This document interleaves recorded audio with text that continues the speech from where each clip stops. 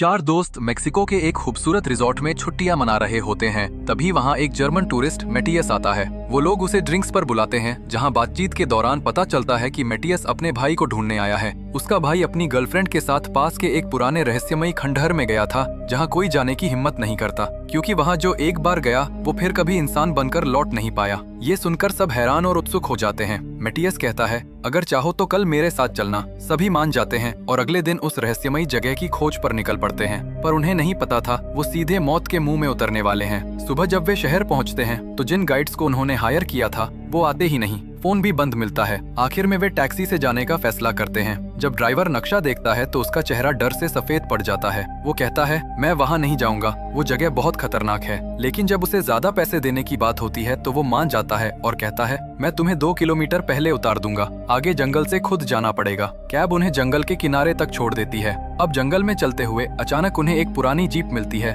जो मेटियस के भाई की होती है। अब सबको यकीन हो जाता है कि वो सच में यहीं आया था। वे नक्शे को फॉलो करते हुए आगे बढ़ते हैं और एक तालाब के पास रुकते हैं। उसी वक्त कुछ आदिवासी लोग उन्हें दूर से घूरते हुए दिखाई देते हैं। सब थोड़ा घबरा जाते हैं, लेकिन फिर भी आगे बढ़ते हैं। अचानक मेटियस कुछ पत्ते और टहनियां हटाकर एक छिपा हुआ रास्ता दिखाता है। असल में वही रास्ता उनकी बर्बादी की शुरुआत था। लेकिन वहाँ ऐसा क्या छिपा था जिसे हर कोई दुनिया से छुपा रहा था? एमी को शक भी होता है, कुछ तो गड़बड़ है यहाँ, रास्ता छुपाया क्यों गया? लेकिन जेफ कहता है, इतना सोचो मत, चलो आगे। काफी देर चलने के बाद सबको एक पुराना सुनसान खंडहर दिखाई देता है। वो जगह डर और रहस्य से भरी हुई थी। एमी तस्वीरें खींचने लगती है, जबकि मेटियस को ऊपर अपने भाई का टेंट नजर आता है। अचानक एक आदिवासी घोड़े पर आता है और अपनी भाषा में जोर जोर से चिल्लाने लगता है। जेफ सोचता है कि शायद उसे पैसे चाहिए, इसलिए वो कुछ पैसे देने की कोशिश करता है, लेकिन वो आदमी इनकार कर देता है। कुछ देर बाद 2 और आदिवासी आते हैं। मेटियस अपने फोन में अपने भाई की फोटो दिखाता है। तभी एक आदिवासी फोटो को पकड़कर देखने लगता है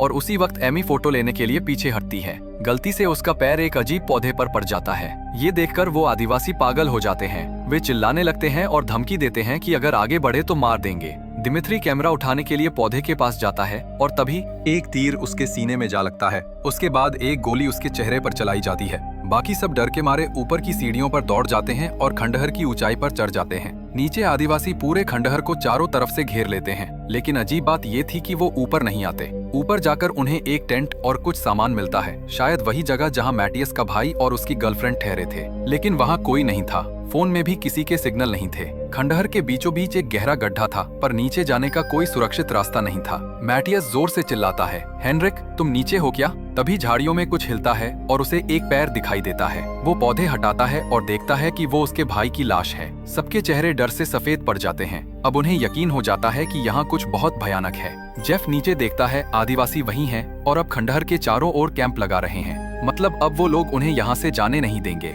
मेटियस जब अपने भाई की लाश से दूर हटता है तो उसके हाथ में अजीब एलर्जी हो जाती है, क्योंकि उसने उस रहस्यमयी पौधे को छुआ था। सब एक साथ बैठकर सोचने लगते हैं, अब क्या करें, बचकर कैसे निकलें? जेफ कहता है, हमें बस इंतजार करना चाहिए। होटल वाले जानते हैं कि हम कहाँ गए हैं। इतने में अचानक नीचे गड्ढे से किसी फोन की घंटी बजती है। सबके चेहरों पर सन्नाटा छा जाता है। मेटियस धीरे से कहता है, ये मेरे भाई का फोन है। लेकिन असल में वहाँ कुछ ऐसा था जो कोई सोच भी नहीं सकता था। मेटियस एक लालटेन उठाता है, रस्सी अपने शरीर से बांधता है और धीरे धीरे अंधेरे गड्ढे में उतरना शुरू करता है। लेकिन कुछ ही सेकंडों में रस्सी अचानक टूट जाती है और मेटियस अंधेरे में नीचे गिर पड़ता है। ऊपर खड़े सभी को नीचे से लालटेन के टूटने की आवाज और उसकी दर्द भरी चीखें सुनाई देती हैं। घबराहट में उन्होंने एक और रस्सी तैयार की और इस बार स्टेसी को नीचे उतारा गया, जो एक दूसरी लालटेन लेकर सावधानी से नीचे उतर रही थी। नीचे जाते जाते रस्सी अचानक खत्म हो गई। ऊपर से जेफ ने आवाज लगाई, बस इतनी ही लंबी है। लेकिन स्टेसी अभी भी पूरी तरह नीचे नहीं पहुंची थी। उसने नीचे झांक कर देखा और धुंधले उजाले में मेटियस दिखाई दिया। उसने सोचा कि वो ज्यादा नीचे नहीं है और रस्सी छोड़कर छलांग लगा दी। जमीन पर गिरते ही उसके घुटनों में कांच के टुकड़े चुभ गए। जब वो दर्द से उन्हें निकाल रही थी, मेटियस ने कराहते हुए कहा, मैं अपना पैर हिला नहीं पा रहा, शायद कमर टूट गई है। स्टेसी ने ऊपर चिल्लाकर कहा, मेटियस की कमर टूट गई है और नीचे से भयानक बदबू आ रही है, जैसे कुछ गल रहा हो। ऊपर बैठे जेफ और बाकी लोग सोचने लगे कि दोनों को ऊपर खींचने का कोई तरीका निकालना होगा। थोड़ी देर बाद एमी नीचे गई और आदिवासियों से मदद मांगने की कोशिश की, लेकिन वे बस हथियार ताने खड़े रहे, कोई जवाब नहीं दिया। जेफ उसे रोकने की कोशिश करता है और इसी बीच एमी पौधों पर गिर गई। देखते ही आदिवासी फिर से गुस्से में चिल्लाने लगे। गुस्से में एमी ने बेलों का एक टुकड़ा उठाकर उनकी तरफ फेंक दिया। ज्यादातर लोग बच गए, लेकिन बेल एक बच्चे को छू गई। आदिवासी आपस में झगड़ने लगे और फिर उस बच्चे को गोली मार दी गई। बच्चे की माँ चुपचाप देखती रही। एमी सदमे में रो पड़ी और जेफ उसे ऊपर खींचकर ले गया। अब सब समझ गए, आदिवासी इस पौधे से डरते हैं। यही डर उन्हें रोक रहा था कि वे सबको जाने न दें, क्योंकि अब सबने उन पौधों को छू लिया था। नीचे गड्ढे में स्टेसी को फिर वही फोन की घंटी सुनाई दी। वो आवाज की दिशा में गई और देखा कि आवाज पौधों से आ रही है, जो हिल रहे थे जैसे जिंदा हों। वो डर गई और उन्हें छूने की हिम्मत नहीं कर पाई। ऊपर लड़के एक चारपाई जैसी स्ट्रेचर बना लेते हैं ताकि नीचे वालों को ऊपर खींच सकें। जब सब तैयार हो गया तो उन्होंने एमी को नीचे उतारा, लेकिन रस्सी इतनी लंबी नहीं थी कि चारपाई पूरी तरह जमीन तक पहुंच सके। इसलिए एमी और स्टेसी मिलकर मैटियस को उठाती हैं और बड़ी मुश्किल से स्ट्रेचर पर रखते हैं। जैसे ही उसका शरीर थोड़ा टेढ़ा हुआ, वो दर्द से चीख पड़ा। आखिरकार उसे चारपाई पर बांधते हैं और धीरे धीरे ऊपर खींचते हैं। फिर दोनों लड़कियों को भी ऊपर लाया जाता है। जेफ, जो एक मेडिकल स्टूडेंट था, ने कहा, तुम्हें हिलना नहीं है, नहीं तो हालत और बिगड़ जाएगी। सामान में खोजते हुए एमी को जीप की चाबी मिलती है। जेफ को दिमित्री का प्लेन टिकट भी मिल जाता है, जो अगले दिन का था। उसे उम्मीद थी कि अगर दिमित्री वहां नहीं पहुंचे तो लोग उसे ढूंढते हुए आएंगे। रात को एरिक ने लैंप चार्ज किया और जेफ ने मैथियस को कंबल दिया ताकि ठंड से बच सके, पर वो बहुत चिंतित था। अगर इसे इन्फेक्शन हो गया तो ये जिंदा नहीं बचेगा। सब टेंट में सो गए। अगली सुबह जेफ जब पौधों के पास गया तो उसने एक कंकाल देखा और डर के मारे पीछे हट गया। उसी वक्त स्टेसी उठी और चीख पड़ी। उसके पैरों के चारों ओर बेलें लिपटी थी। एरिक उसे खींचने लगा, लेकिन स्टेसी जोर जोर से चिल्लाई, मुझे अंदर कुछ हिलता हुआ महसूस हो रहा है, इसे जल्दी निकालो। एरिक ने मुश्किल से बेल को खींचकर बाहर निकाला, पर स्टेसी चिल्लाकर कहती है, अभी भी कुछ अंदर हिल रहा है। जेफ को समझ आ गया, पौधे का पोलन उसके कपड़ों और जिस्म पर चिपक चुका है। यही वजह थी कि बेल अब उसके अंदर उगने लगी थी। अब सबके सामने सच साफ हो गया, ये पौधे शापित हैं। अगर वे समझदारी से नहीं चले तो ये इन्हें खा जाएंगे। आदिवासी इसलिए उन्हें जाने नहीं दे रहे थे ताकि ये पौधा दुनिया में न फैले। इसी बीच मैथियस ने कहा, मेरे साथ कुछ गड़बड़ है। एमी ने कंबल हटाया और सब शौक में पड़ गए। मैथियस के दोनों पैर पूरी तरह बेलों से जकड़े हुए थे। वो दर्द से कराह रहा था।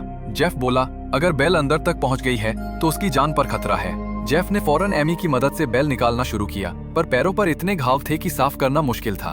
तभी गड्ढे की गहराई से फिर फोन की घंटी सुनाई दी। एमी और स्टेसी टॉर्च लेकर नीचे उतर गईं। आवाज एक गुफा से आ रही थी, इसलिए उन्हें बेलों पर कदम रखकर आगे बढ़ना पड़ा। टनल में उन्हें एक आर्कियोलॉजिस्ट मिली, शायद मैथियस के भाई की गर्लफ्रेंड। वो बेलों में लिपटी हुई और मर चुकी थी। उसके हाथ में एक फोन था जो टूट चुका था। अचानक फिर रिंगटोन बजने लगी। एमी ने देखा, आवाज तो बेल के फूलों से आ रही थी जो वाइब्रेट कर रहे थे, फोन जैसी आवाज निकाल रहे थे। एमी ने जब उन्हें छूने की कोशिश की तो बेलों ने उसका हाथ पकड़ लिया। काफी संघर्ष के बाद उसने अपना हाथ छुड़ाया। फिर दीवारों पर बेलें हिली और एक लाश बाहर धकेल दी। बेलों ने उनकी टॉर्च भी छीन ली। दोनों लड़कियां दौड़ती हुई टनल से बाहर निकली, पर बेलें उनका पीछा कर रही थीं। एमी बाहर निकल गई, पर बेलों ने स्टेसी का पैर पकड़ लिया और उसे खींचने लगी। एमी वापस दौड़ी और अपनी दोस्त को खींचकर बचा लिया। वे दोनों रस्सी तक पहुंची और चिल्लाकर मदद मांगी। लड़कों ने रस्सी खींचनी शुरू की। बेलें भी उनकी ओर बढ़ रही थी, पर भाग्य से दोनों लड़कियां ऊपर पहुंच गईं। ऊपर आकर सब बैठकर तय करने लगे, अब क्या करें। एरिक बोला, हमें यहाँ से निकलकर मदद लेनी होगी, पर जेफ ने तर्क दिया, नीचे आदिवासी है, वे गोली चला देंगे। जेफ ने कहा, हम यूएस सिटीजन हैं, कोई ना कोई हमें बचाने आएगा, बस तब तक जिंदा रहना है। उन्होंने थोड़ा खाना पानी निकाला और हर कोई सोच समझकर एक एक बूंद पानी पिया। जेफ ने मैटियस को थोड़ा पानी दिया, उसकी हालत बहुत खराब थी। तब जेफ ने बताया, इसे बचाना है तो पैर कटाना होगा ताकि संक्रमण पसरने से पहले रोका जा सके। इस पर समूह में फिर एक बड़ा झगड़ा छिड़ गया, लेकिन मैटियस ने खुद कहा, काट दो इन्हें। लड़कियां टेंट में बेचैनी और डर के बीच इंतजार कर रही थी। जेफ ने मैटियस को शराब पिलाई और उसके मुंह में एक बेल्ट डाल दी ताकि दर्द आने पर वो खुद को रोक सके। एरिक ने उसके पैर को दबाया और जेफ ने गर्म पत्थर से उसकी टांग तोड़ दी। पास मौजूद साधनों से उसने तुरंत सर्जरी कर दी। एक दिन में मेडिकल स्टूडेंट सर्जन बन गया, सबसे तेज और कुशल। मैटियस दर्द से कराहने लगा। एरिक को उसके ऊपर वाले हिस्से को दबाना पड़ा। जेफ ने गर्म आयरन पैन से घाव को जलाकर बंद किया और तभी बेलें उसके कटे पैर को खींच कर ले गईं। तब उन्हें समझ आया कि ये चीज जिंदा है और सोच सकती है। साथ ही ये पौधे मांसाहारी और मीट खाने वाले हैं। उस रात जेफ फिर सीढ़ियों से नीचे गया। आदिवासी अभी भी खंडहर के चारों ओर घूम रहे थे। टेंट के अंदर स्टेसी लगातार रोती रही। बाहर एमी और एरिक बैठकर स्थिति समझने की कोशिश कर रहे थे। एमी रोते हुए एरिक के कंधे पर सिर रख देती है। स्टेसी बाहर आती है और सोचती है कि एमी उसके बॉयफ्रेंड को संभाल रही है। सब इस बहस में उलझे थे। किसी ने ध्यान नहीं दिया कि बेल धीरे धीरे मैथियस तक पहुंच रही थी। बेल ने उसके मुंह में घुसकर उसे मार डाला। जेफ ने तुरंत बेल को खींचने की कोशिश की, लेकिन तब तक बहुत देर हो चुकी थी। मैथियस मारा गया। स्टेसी घबरा गई, ये बेल मेरे अंदर भी है, मुझे भी मार देगी। वो छुरी लेकर अपने अंदर बेल खोजने लगी। एरिक ने उसे रोका, लेकिन स्टेसी गुस्से में चीखकर उसे दूर कर देती है। अचानक सबको आवाज सुनाई दी। बेल के फूल स्टेसी की आवाज की नकल कर रहे थे। उसी टोन में उसकी लाइन दोहरा रहे थे। अगली सुबह जेफ और एमी ने देखा कि आदिवासी खंडहर के चारों ओर नमक डाल रहे थे ताकि बेल वहीं तक सीमित रहे। जेफ ने बताया, ये पौधा बहुत पुराना है, आसपास कोई जानवर भी नहीं आता। एरिक टेंट से बाहर आया और देखा कि स्टेसी की खाल के अंदर बेल हिल रही थी। स्टेसी बोली, कुछ भी करो, इसे बाहर निकालो। जेफ ने अल्कोहल डाला, छुरी से कट लगाया और बेल को खींचा। स्टेसी दर्द में तड़प रही थी लेकिन हिम्मत दिखाई। काम जारी रखो, इसे बाहर निकालो मेरे अंदर से। जेफ ने उसकी पीठ पर भी कट लगाकर बेल बाहर निकाली। जख्म बंद करने के बाद ग्रुप ने आखिरी खाना खाया। स्टेसी अभी भी पूरी तरह होश में नहीं थी पर कह रही थी, अभी भी मेरे अंदर वो बेल है। सब उसे रोकते हैं कि खुद से कट न मार ले। एमी ने उसे पानी दिया। स्टेसी के पानी पीते हुए सबकी नजर उसके माथे पर पड़ी। अंदर बेल अब भी हिल रही थी। उनके डरावने रिएक्शन से स्टेसी समझ गई कि कुछ तो गड़बड़ है। एरिक ने कहा, कोई हमें बचाने नहीं आएगा, हमें खुद ही रात के अंधेरे का फायदा उठाकर यहाँ से निकलना होगा। ग्रुप अब पूरी सावधानी से रात का इंतजार करने लगा। बाद में जब सभी लोग थोड़ी देर के लिए सो रहे थे तो स्टेसी को अचानक एक अजीब आवाज सुनाई दी। वो टेंट से बाहर निकलती है, हाथ में छुरी लिए। फूल उसकी आवाज की नकल कर रहे थे, धीरे धीरे गूंजते हुए।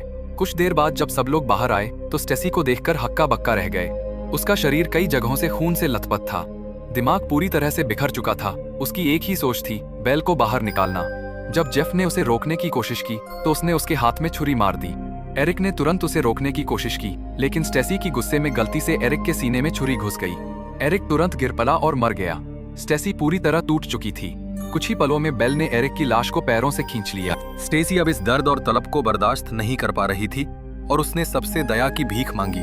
तब जेफ ने आगे बढ़कर स्टेसी को मार डाला ताकि वो और ना तड़पे। उसके बाद जेफ ने एमी के कपड़ों पर खून लगाया और उसके हाथ में जीप की चाबी दी। जो भी हो जाए, भागना बंद मत करना। फिर उसने एमी को उठाकर नीचे गिराया, ऐसा दिखाकर जैसे वो मर चुकी हो। जाने से पहले जेफ ने धीरे से एमी को अलविदा कहा, लेकिन शायद वो नहीं जानता था यही उसकी सबसे बड़ी गलती थी। जेफ थोड़ी दूरी पर जाकर आदिवासियों का ध्यान अपनी ओर खींचने लगा। जैसे ही उसने देखा कि एमी काफी दूर चली गई है, अचानक उसने जोर से एमी का नाम पुकारा। एमी ने तुरंत वहां से भागना शुरू कर दिया। दूसरी तरफ आदिवासियों ने तुरंत तीर चलाए। बेल जेफ को पैरों से पकड़कर खींचने लगी, लेकिन आदिवासी लीडर ने उसके सर पर गोली मार दी ताकि वो जल्दी मर जाए और ज्यादा ना तड़पे। बाकी लोग एमी का पीछा करने लगे। एमी पूरी ताकत से दौड़ती रही, जंगल को पार करती रही। एक बार गिर भी गई लेकिन रुकी नहीं। उसके आसपास के पेड़ों में तीर लग रहे थे, मतलब सभी आदिवासी उसके पीछे थे। अंततः एमी जीप तक पहुंच ही गई। चाबी काम की और उसने तुरंत गाड़ी चलाकर वहां से भाग निकलने की कोशिश की। लेकिन कहानी के आखिरी दृश्य में पता चलता है, एमी के चेहरे में भी बेल हिल रही थी। जिस बेल को आदिवासी यहीं रोकना चाहते थे, अब ये दुनिया में फैल सकती है। मूवी यहीं खत्म हो जाती है।